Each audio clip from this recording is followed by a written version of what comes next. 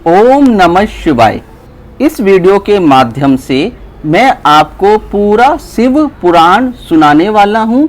शिव पुराण को सुनने से भी आपको उतना ही पुण्य प्राप्त होगा जितना कि आप शिव पुराण को पढ़ने से प्राप्त होता है। तो हम इस चैनल में शिव पुराण पूरा एकदम पहले अध्याय से स्टार्ट करने वाले हैं। इस श्रावण मास में शिव पुराण की एक अलग ही महिमा है। तो आइए शुरू करते हैं पहला अध्याय। पहला अध्याय सूत जी द्वारा शिव पुराण की महिमा का वर्णन। इस अध्याय के अंदर सूत जी के द्वारा शिव पुराण की महिमा का वर्णन किया गया है। तो श्रोताओं से मुझे निवेदन है, पूरा वीडियो ध्यान से सुने, आपको बहुत ही अच्छा लगेगा।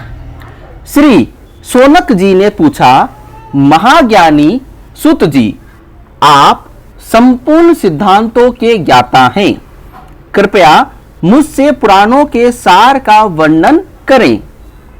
ज्ञान और वैराग्य सहित भक्ति से प्राप्त विवेक की वृद्धि कैसे होती है तथा साधु पुरुष कैसे अपने काम, क्रोध आदि विकारों का निवारण करते हैं।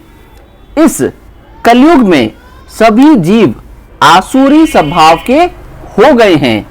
अंतः कृपा करके मुझे ऐसा साधन बताइए जो कल्याणकारी एवं मंगलकारी हो तथा पवित्रता लिए हो।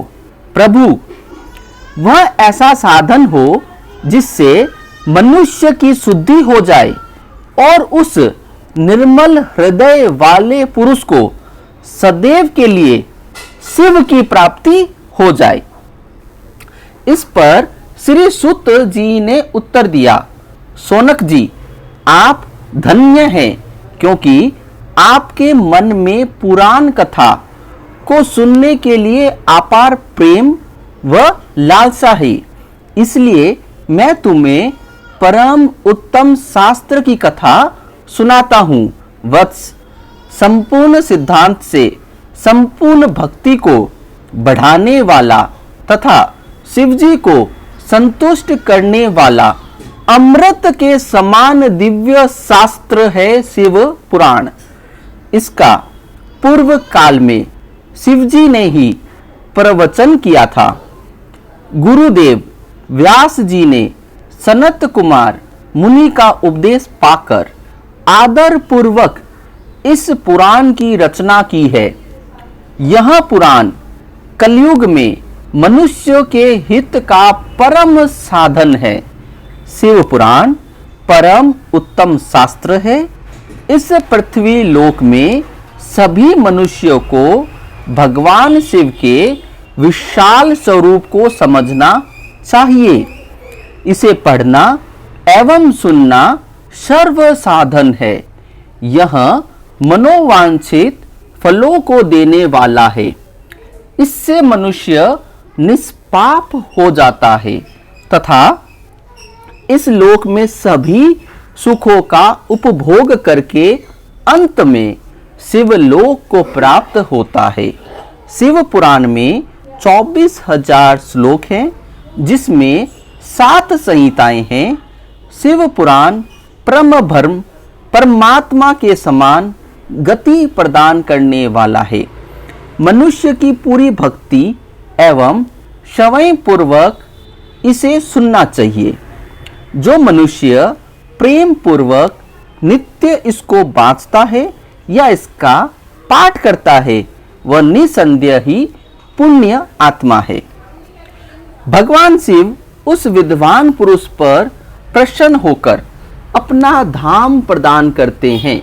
प्रतिदिन आदर पूर्वक शिव पुराण का पूजन करने वाले मनुष्य संसार में संपूर्ण भोगों को भोग कर भगवान शिव के पद को प्राप्त करते हैं।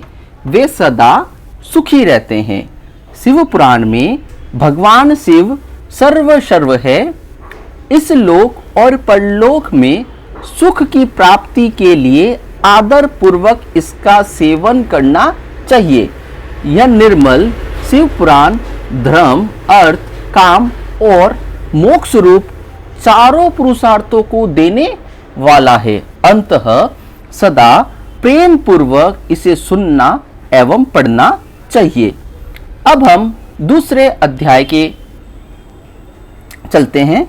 दूसरा अध्याय, दूसरे अध्याय में देवराज को शिवलोक की प्राप्ति कैसे हुई, चंचुला का संसार से वैराग्य कैसे हुआ, इसके बारे में पढ़ेंगे।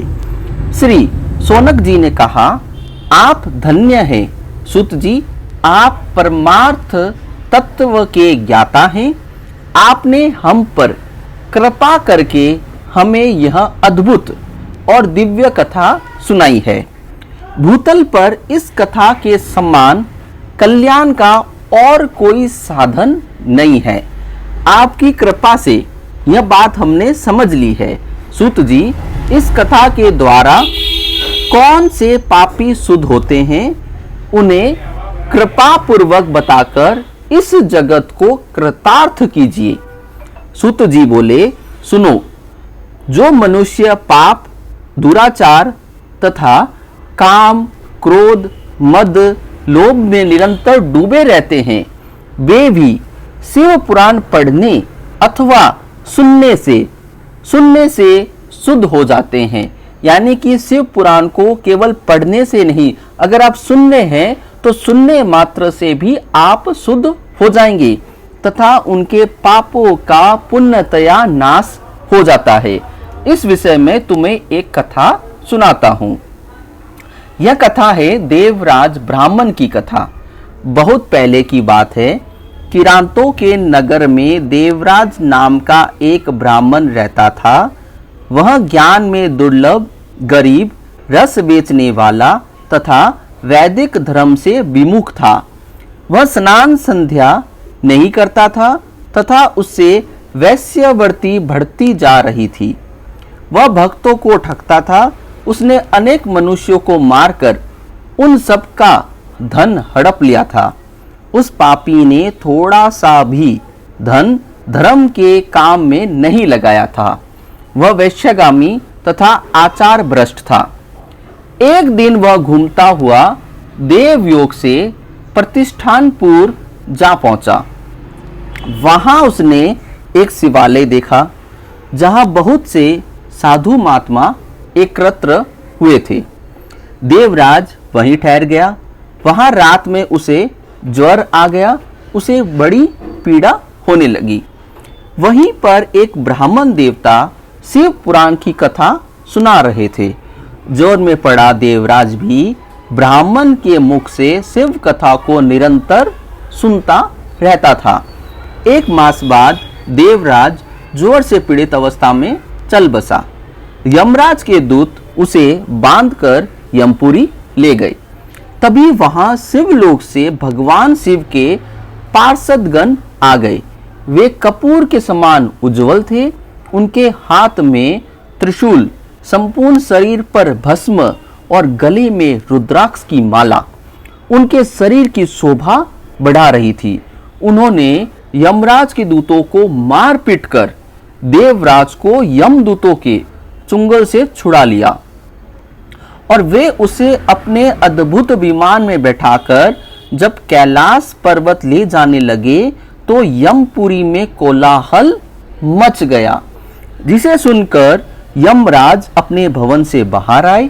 साक्षात रुद्रों के समान प्रतीत होने वाले दूतों को धर्मराज ने विधि पूर्वक पूजन कर ज्ञान दृष्टि से सारा मामला जान लिया।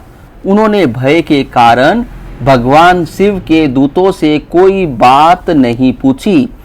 तत्पश्चात शिवदूत देवराज को लेकर कैलाश चले गए और वहां पहुंचकर उन्होंने ब्राह्मण को करुणावतार भगवान शिव के हाथों में सौंप दिया। सोनक जी ने कहा, महाभाग सुत जी, आप सर्वज्ञ हैं। आपकी कृपा प्रसाद से मैं कृतार्थ हुआ। इस इतिहास को सुनकर मेरा मन आनंदित हो गया। अंत भगवान शिव में प्रेम बढ़ाने वाली दूसरी कथा भी कहिए। अब हम तीसरा अध्याय विदुंग ब्राह्मण की कथा।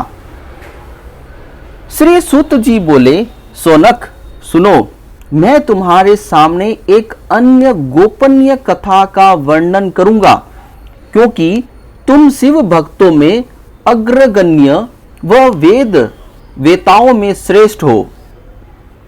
समुद्र के निकटवर्ती प्रदेश में वास्कल नामक गांव है, जहां वैदिक धर्म से विमुख महापापी मनुष्य रहते हैं। वे सभी दुष्ट हैं, उनका मन दूषित विषयों भोगों में ही लगा रहता है। वे देवताओं एवं भाग्य पर विश्वास नहीं करते। वे सभी कुटिल वृत्ति वाले हैं, किसानी करते हैं और विभिन्न प्रकार के अस्त्र शस्त्र रखते हैं। वे व्यभिचारी हैं। वे इस बात से पूर्णतः अनजान है कि ज्ञान, वैराग्य तथा सत्य धर्म ही मनुष्य के लिए परम पुरुषार्थ है। वे सभी पशु बुद्धि हैं। अन्य समुदाय के लोग भी उन्हीं की तरह बुरे विचार रखने वाले धर्म से विमुख हैं। वे नित्य कुक्रम में लगे रहते हैं एवं सदा विषय भोगों में डूबे रहते हैं। वहां की स्त्रियां भी बुरे स्वभाव की है, सर्वेक्षाचारिणी, पाप में डूबी, कुटिल सोच वाली और व्यभिचारिणी है। वे सभी सद्व्यवहार तथा सदाचार से सर्वथा शून्य है। वहां सभी दुष्टों का निवास है। वास्कल नामक गांव में विदुंग नाम का एक ब्राह्मण था। वह अधर्मी, दुरात्मा एवं महापापी था। उसकी स्त्री बहुत सुंदर थी। उसका नाम चंचुला था।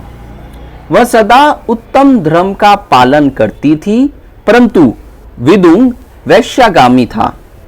इस तरह कुकर्म करते हुए बहुत समय व्यतीत हो गया। उसकी स्त्री काम से पीड़ित होने पर भी सर्वधर्म नाश के भय से कलेश सहकर भी काफी समय तक धर्म भ्रष्ट नहीं हुई, परंतु आगे चलकर वह भी अपने दुराचारी पति के आचरण से प्रभावित होकर दुराचारिणी और अपने धर्म से विमुख हो गई। इस तरह दुराचार में डूबे हुए उन पति पत्नी का बहुत सा समय व्यर्थ बीत गया। वैश्यागामी दूषित बुद्धि वाला वह दुष्ट ब्राह्मण विदुंग समयानुसार मृत्यु को प्राप्त हो नरक में चला गया।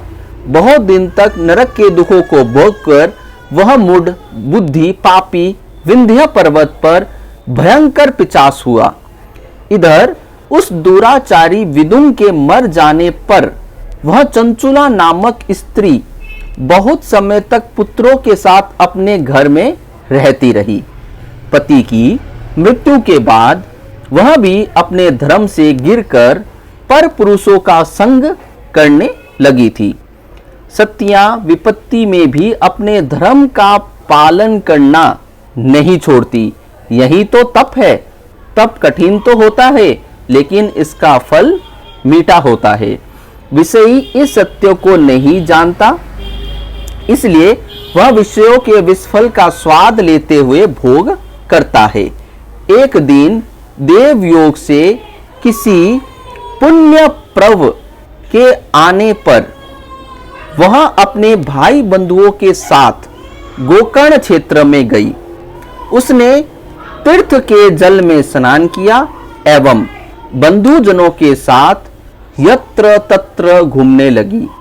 घूमते घूमते वह एक देव मंदिर में गई। वहां उसने ब्राह्मण के मुख से भगवान शिव की परम पवित्र एवं मंगलकारी कथा सुनी। कथावाचक ब्राह्मण कह रहे थे, जो स्त्री व्यभिचार करती है वे मरने के बाद जब यमलोक जाती है, तब यमलोक के दूत उन्हें तरह तरह से यंत्रणा देते हैं। वे उनके कामांगों को तप्त लोह दंडों से दागते हैं। तप्त लोह के पुरुष से उनका सत्संग कराते हैं। ये सारे दंड इतनी वेदना देने वाले होते हैं कि जीव पुकार पुकार कर कहता है कि अब वह ऐसा नहीं करेगा, लेकिन यमदूत उसे छोड़ते नहीं। कर्मों का फल तो सभी को भोगना पड़ता है। देव, ऋषि, मनुष्य सभी इसी से बंधे हुए हैं। ब्राह्मण के मुख से यह वैराग्य बढ़ाने वाली कथा सुनकर चंचुला भय से व्याकुल हो गई। कथा समाप्त होने पर सभी लोग वहां से चले गए। तब कथा बांचने वाले ब्राह्मण देवता से चंचुला ने कहा, हे ब्राह्मण, धर्म को न जानने के कारण मेरे द्वारा बहुत बड़ा दुराचार हुआ है। स्वामी, मेरे ऊपर कृपा कर मेरा उद्धार कीजिए। आपके प्रवचन को सुनकर मुझे इस संसार से वैराग्य हो गया। मुझे मूढ़ चित्त वाली पापिनी को धिक्कार है। मैं निंदा के योग्य हूं। मेरे बुरे विषयों में फंसकर अपने धर्म से विमुख हो गई थी। कौन मुझ जैसी कुमार्ग में मन लगाने वाली पापिनी का साथ देगा? जब यमदूत मेरे गले में फंदा डालकर मुझे बांधकर ले जाएंगे और नरक में मेरे शरीर के टुकड़े करेंगे, तब मैं कैसे उन महायातनाओं को सहन कर पाऊंगी? मैं सब प्रकार से नष्ट हो गई हूं, क्योंकि अभी तक मैं हर तरह से पाप में डूबी रही हूं। हे ब्राह्मण, आप मेरे गुरु हैं, आप ही मेरे माता पिता हैं। मैं आपकी शरण में आई हूं। मुझ अबला का आप ही उद्धार कीजिए। सूत जी कहते हैं, सोनक, इस प्रकार विलाप करती चंचुला ब्राह्मण देवता के चरणों में गिर पड़ी। तब ब्राह्मण ने उसे कृपा पूर्वक उठाया। चौथा अध्याय सुने। चंचुला की शिव कथा सुनने की रुचि और शिव लोक गमन। ब्राह्मण बोले, नारी, तुम सौभाग्यशाली हो जो भगवान शंकर की कृपा से तुमने वैराग्यपूर्ण शिव पुराण की कथा सुनकर समय से अपनी गलती का एहसास कर लिया है। तुम डरो मत और भगवान शिव की शरण में जाओ।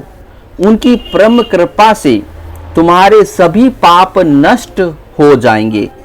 मैं तुम्हें भगवान शिव की कथा सहित वह मार्ग बताऊंगा जिसके द्वारा तुम्हें सुख देने वाली उत्तम गति प्राप्त होगी। शिव कथा सुनने से तुम्हारी बुद्धि शुद्ध हो गई है और तुम्हें पश्चाताप हुआ है तथा मन में वैराग्य उत्पन्न हुआ है। पश्चाताप ही पाप करने वाले पापियों के लिए सबसे बड़ा प्रायश्चित है। पश्चाताप ही पापों का शोधक है। इससे ही पापों की शुद्धि होती है। सत्पुरुषों के अनुसार पापों की शुद्धि के लिए प्रायश्चित पश्चाताप से ही संपन्न होता है।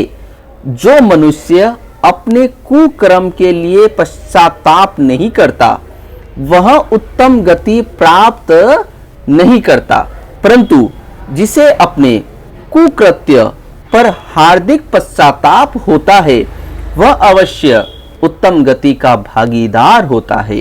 इसमें कोई शक नहीं है।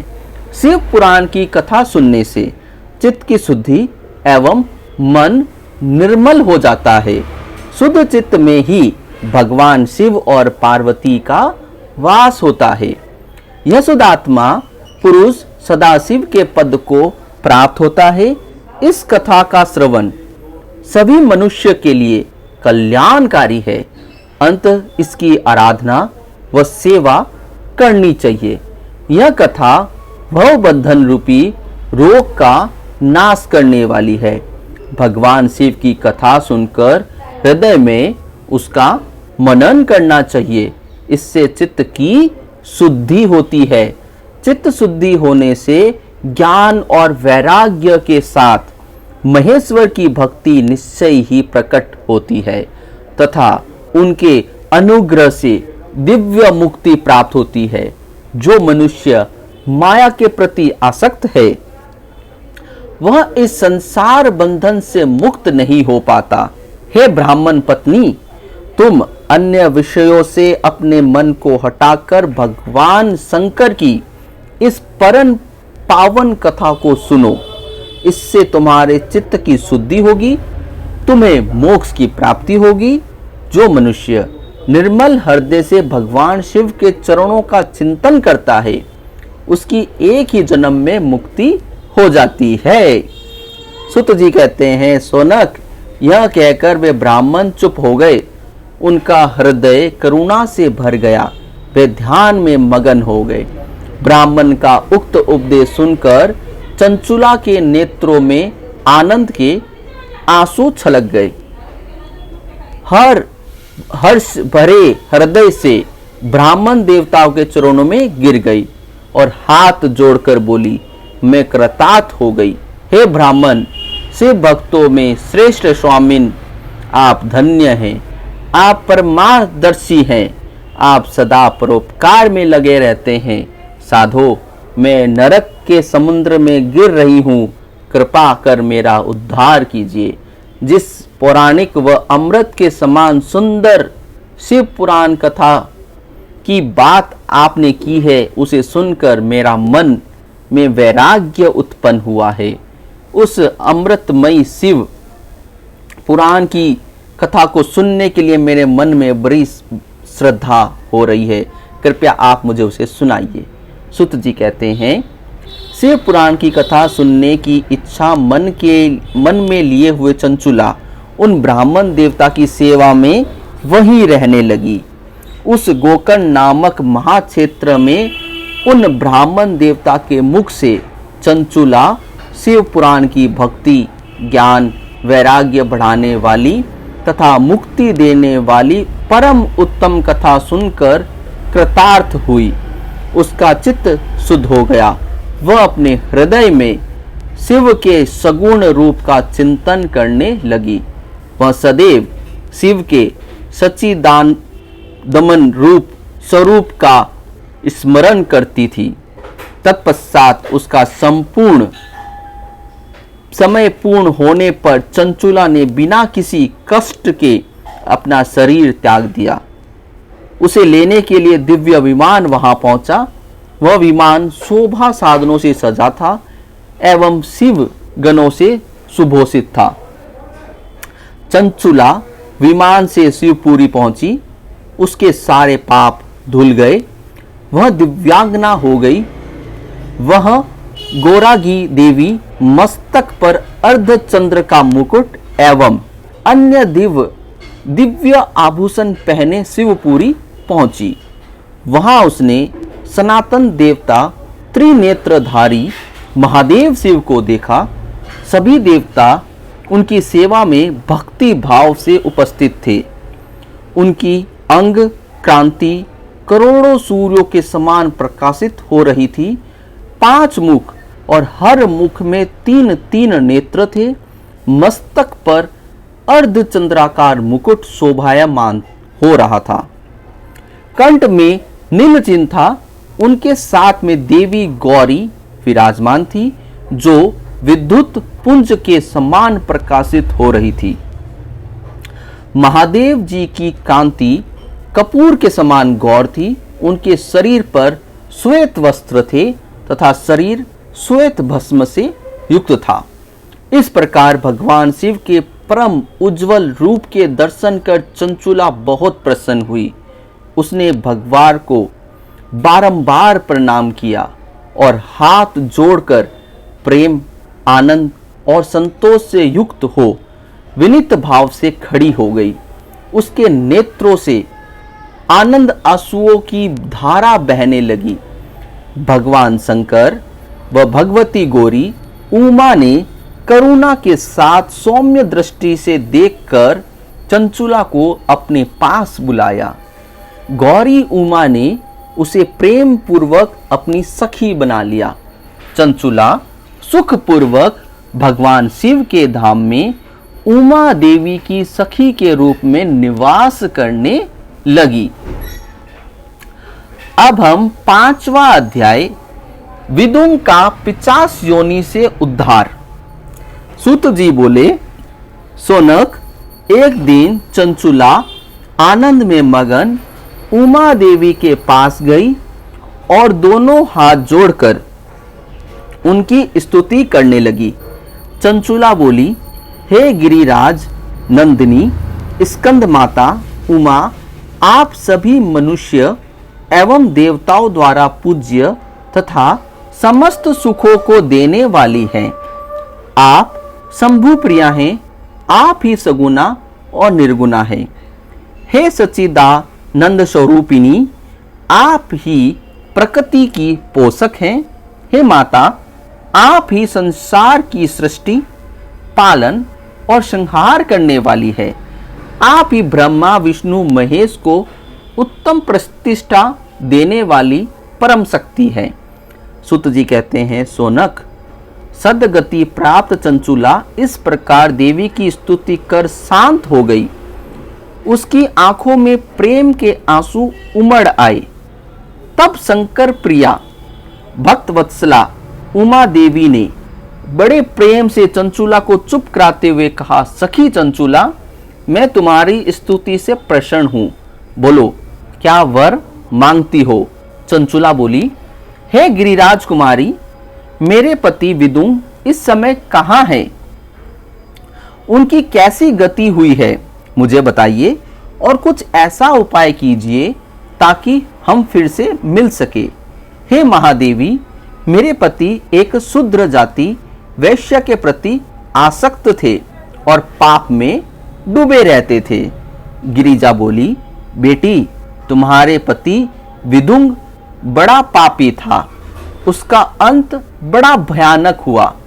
वैश्य का उपभोग करने के कारण वह मूर्ख नरक में अपने अनेक वर्षों तक अनेक प्रकार के दुख भोग कर अब शेष पाप को भोगने के लिए विंध्य पर्वत पर 50 की योनि में रह रहा है।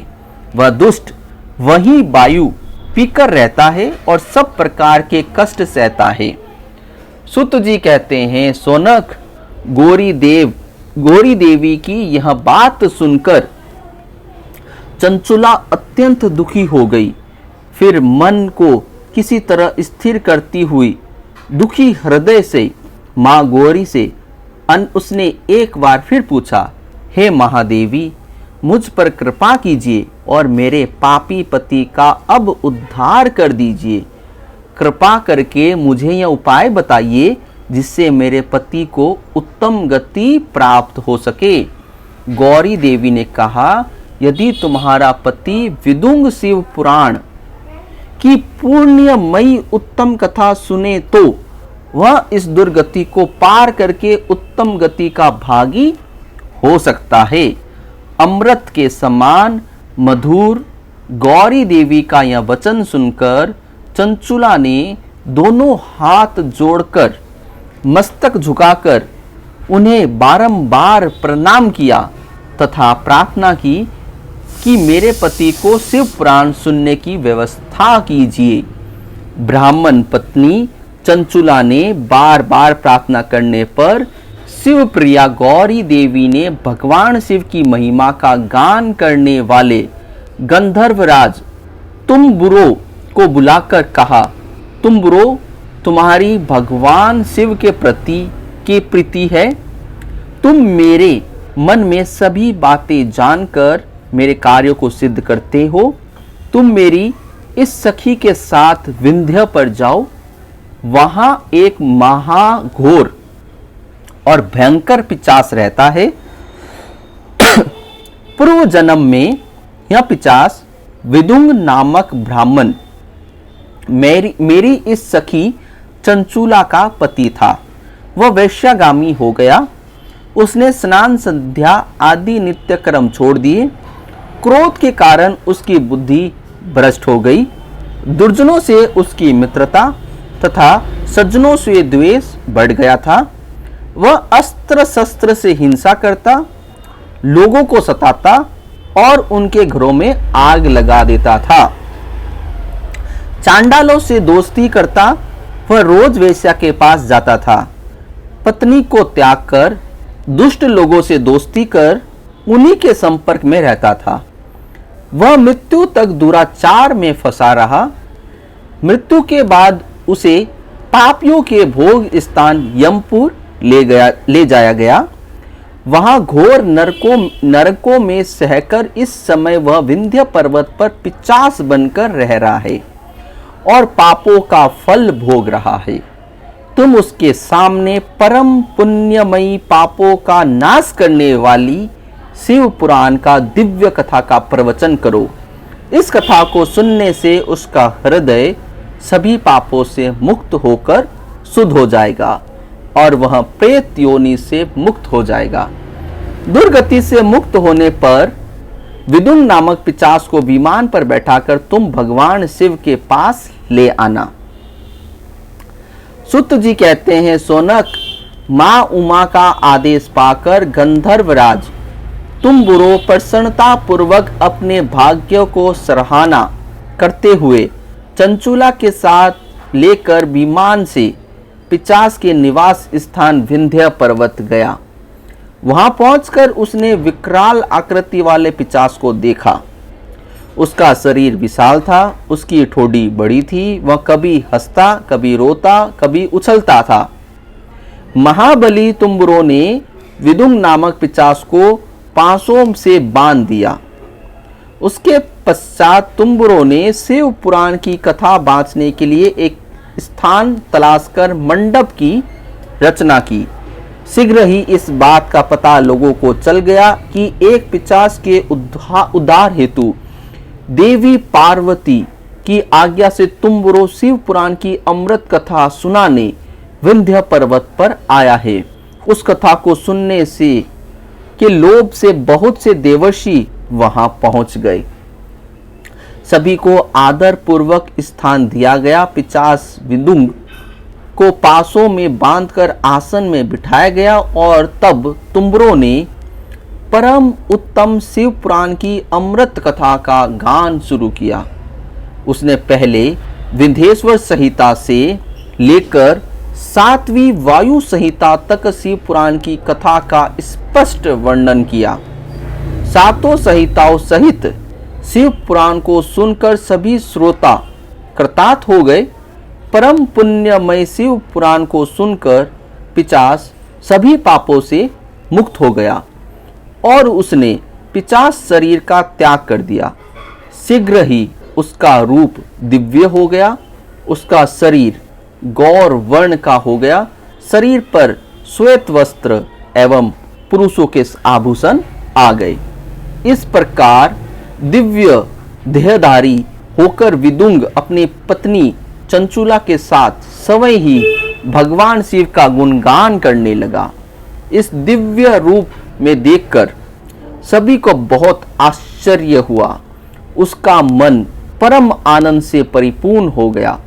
सभी भगवान महेश्वर के अद्भुत चरित्र को सुनकर कृतार्थ हो उनका यशोगान करते हुए अपने अपने धाम को चले गए। विदुंग अपनी पत्नी चंचुला के साथ विमान में बैठकर शिवपुर की ओर चल दिया। महेश्वर के गुणों का गान करता हुआ विदुंग अपनी पत्नी चंचुला व तुम्बुरो के साथ शीघ्र ही शिवधाम पहुंच गया। भगवान शिव व देवी पार्वती ने उसे अपना पार्षद बना लिया। दोनों पति पत्नी सुखपूर्वक भगवान महेश्वर व देवी गौरी के श्री चरणों में अविचल निवास पाकर धन्य हो गए। तो आज की कथा यहीं पर समाप्त होती है। ओम नमः शिवाय। हर हर महादेव।